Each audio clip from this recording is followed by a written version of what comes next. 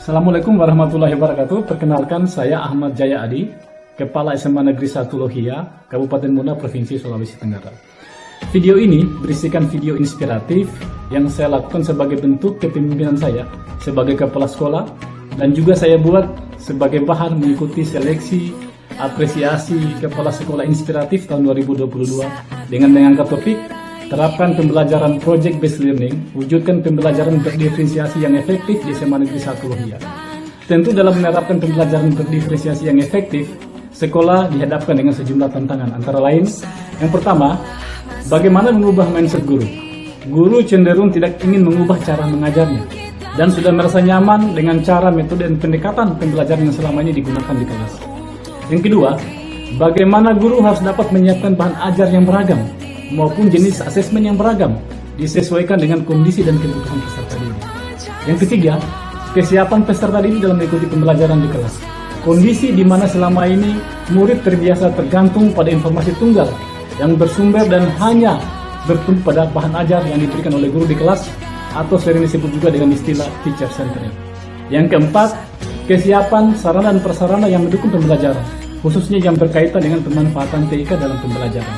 Yang kelima, bagaimana menciptakan kondisi lingkungan belajar yang nyaman, ramah, serta menyenangkan bagi murid. Yang keenam, kondisi geografi sekolah yang letaknya di pinggiran kota sehingga mengakibatkan akses internet sangat dibutuhkan dalam kegiatan pembelajaran, terkadang mengalami gangguan dan tidak stabil. Yang ketujuh, latar belakang sosial dan ekonomi orang tua siswa, di mana sebagian besar ekonomi orang tua siswa berada pada level tingkat ekonomi menengah ke bawah, sehingga terkadang daya dukung orang tua kepada anaknya tidak bisa terpenuhi secara optimal. Untuk menjawab tantangan tersebut, berikut saya menguraikan upaya-upaya yang telah dilakukan oleh sekolah yang tersaji dalam video sebagai berikut. Pada video pertama ini terlihat dalam rangka mendukung implementasi kurikulum Merdeka, khususnya terkait penerapan pembelajaran berdiferensiasi di sekolah. Kami SMA Negeri 1 Lohia melaksanakan kegiatan in-house training implementasi kurikulum Merdeka yang diikuti oleh seluruh dewan guru dengan materi pokok pembuatan modul ajar, pembuatan modul proyek penguatan fokus belajar Pancasila, dan pembelajaran berdiferensiasi. Dengan pemateri, guru yang telah dilatih dan lulus dalam pelatihan program sekolah penggerak yang tergabung dalam komite pembelajaran. Kegiatan ini merupakan program sekolah dalam rangka meningkatkan kualitas guru, menjaga tren dan iklim positif tentang pelaksanaan pembelajaran di sekolah, sekaligus meningkatkan konsep pemahaman warga sekolah terkait pembelajaran berdiferensiasi. Di tengah perubahan zaman yang begitu pesat yang mengarah kepada digitalisasi sekolah, transisi dan transformasi paradigma pendidikan tidak bisa kita hindarkan. Maka oleh karena itu, guru dituntut untuk terus belajar, beradaptasi, dan mengimplementasikan segala hal baru tentang pembelajaran kepada peserta didik. Kegiatan in-house training tentunya menjadi salah satu jawaban dan cara yang dilakukan oleh SMA Negeri 1 Lohia dalam upaya meningkatkan kualitas layanan pembelajaran di sekolah. Guna menjawab tuntutan zaman yang senantiasa berubah tersebut, guru diharapkan untuk menguasai berbagai model pembelajaran yang berpusat kepada murid atau disebut dengan student centered. Salah satunya adalah pembelajaran berbasis project atau project based learning. Modul ajar dengan pendekatan pembelajaran berbasis project atau project based learning yang dihasilkan oleh guru diharapkan dapat diaplikasikan dengan baik di kelas. Tujuan utama dari perencanaan pembelajaran berbasis project adalah memberikan motivasi kepada guru-guru untuk mengembangkan kemampuan berpikir secara ilmiah yang dapat menunjang kapasitasnya untuk pembelajaran, serta memberikan inspirasi kepada guru untuk proaktif dan optimis meningkatkan kualitas pembelajaran di sekolah. Project-based learning merupakan model pembelajaran yang menggunakan project sebagai media dalam proses pembelajaran untuk mencapai kompetensi sikap, pengetahuan, dan keterampilan, serta menggunakan masalah sebagai langkah awal dalam mengumpulkan dan mengintegrasikan pengetahuan baru berdasarkan pengalaman peserta didik dalam beraktivitas secara nyata. Untuk kedepannya, program ini akan menjadi program rutin yang rencananya akan dilaksanakan setiap 1 kali dalam 1 semester, sehingga seluruh siswa di setiap angkatan dapat ikut serta merasakan dan melatih diri dalam berbagai kegiatan proyek belajar. Sebagai tolak ukur keberhasilan guru dalam praktek mengajar ini adalah murid akan merasa nyaman belajar, akan merasa senang belajar, dan terlayani sesuai minat, bakat, dan potensi yang mereka miliki. Pada video yang kedua ini, sebagai bentuk follow up dari kegiatan in-house training yang sudah kita lakukan di sekolah, saya melakukan monitoring dan supervisi kesiapan guru terkait perangkat pembelajaran yang digunakan oleh guru di kelas. Memastikan bahwa guru telah menyiapkan perangkat pembelajaran, guru pramodul ajar, dan instrumen pembelajaran lainnya. Di sini saya melakukan supervisi akademik sekaligus melihat apakah penerapan pembelajaran berdiferensiasi dilakukan dengan baik oleh guru di kelas. Pada video yang ketiga ini, saya melakukan kegiatan supervisi akademik di kelas yang bertujuan untuk melihat dan memonitoring pelaksanaan pembelajaran di kelas. Apakah guru tersebut sudah melakukan pembelajaran berdasarkan perangkat pembelajaran yang sudah dibuat atau tidak? Pada kondisi ini terlihat guru mengawali kegiatan pembelajaran dengan kegiatan pendahuluan, seperti membuat kesepakatan kelas guna membangun komitmen bersama yang harus dipatuhi dan dilaksanakan secara konsekuen oleh guru dan siswa.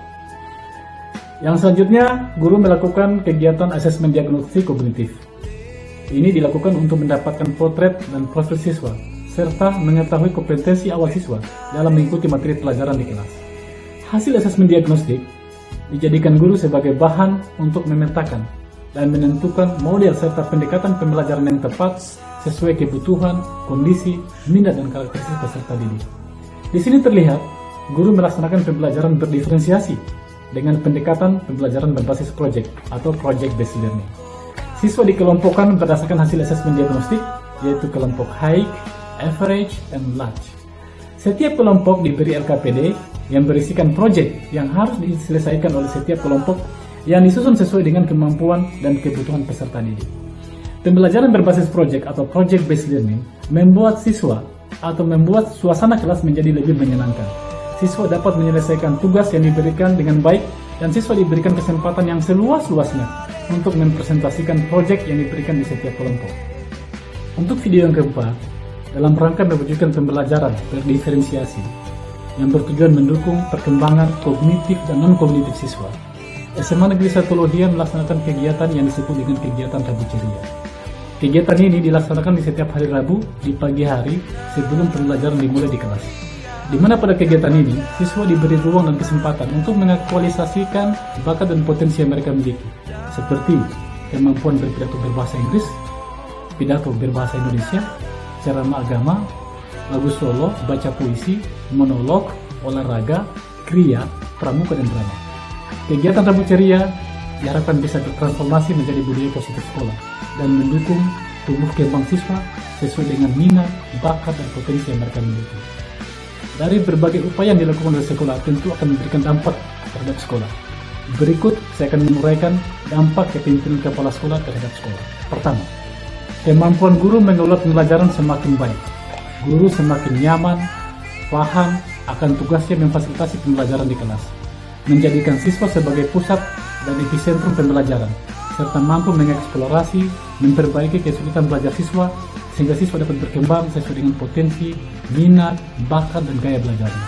Kedua, motivasi dan semangat mengajar guru meningkat, seiring dengan perubahan mindset terkait perubahan kurikulum yang ada, ditunjukkan dengan penggunaan bahan ajar dan media pembelajaran yang beragam, disesuaikan dengan kebutuhan dan kondisi serta karakteristik peserta didik. Ketiga, motivasi dan semangat belajar siswa meningkat, ditunjukkan dengan tingkat kehadiran siswa di kelas meningkat, partisipasi dan keaktifan siswa dalam proses belajar mengajar meningkat. Keempat, suasana belajar lebih menyenangkan, pembelajaran di kelas berlangsung lebih humanis, dan ruang bagi siswa mengeksplorasi kemampuannya lebih banyak. Kelima, hasil belajar siswa meningkat, ditunjukkan dengan capaian hasil asesmen formatif di setiap materi yang sudah dipelajari di kelas. Keenam, karakter, sikap, moral siswa semakin baik, ditunjukkan dengan berkurangnya pelanggaran yang dilakukan oleh siswa di sekolah. Yang ketujuh, munculnya budaya positif sekolah. Demikian paparan saya terkait praktek baik yang sudah saya lakukan di sekolah. Semoga bermanfaat dan menjadi sumbangsi positif guna perbaikan produk layanan pembelajaran di sekolah. Never too late to start and there is no hope to give up before trying. Serentak bergerak, selalu hebat. Billahi taufiq wal hidayah. Wassalamualaikum warahmatullahi wabarakatuh.